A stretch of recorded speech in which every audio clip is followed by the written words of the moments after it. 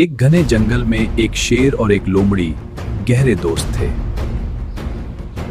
एक दिन शेर बीमार हो गया और बहुत कमजोर हो गया। मैं ठीक नहीं। अगर मुझे गधे का दिल मिल जाए तो मैं ठीक हो सकता हूं। मैं आपकी मदद करूंगा। दोस्त, एक खूबसूरत जंगल है जहां तुम आजाद रह सकते हो। वाकई मैं भी वहां जाना चाहता हूं।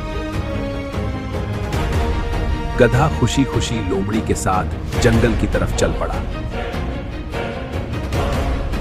ये शेर, मैं यहां नहीं रुक सकता। डरो नहीं, ये तुम्हें कुछ नहीं करेगा। आखिरकार शेर ने गधे को मार दिया। सबक यह है कि हर किसी पर फौरन यकीन नहीं करना चाहिए।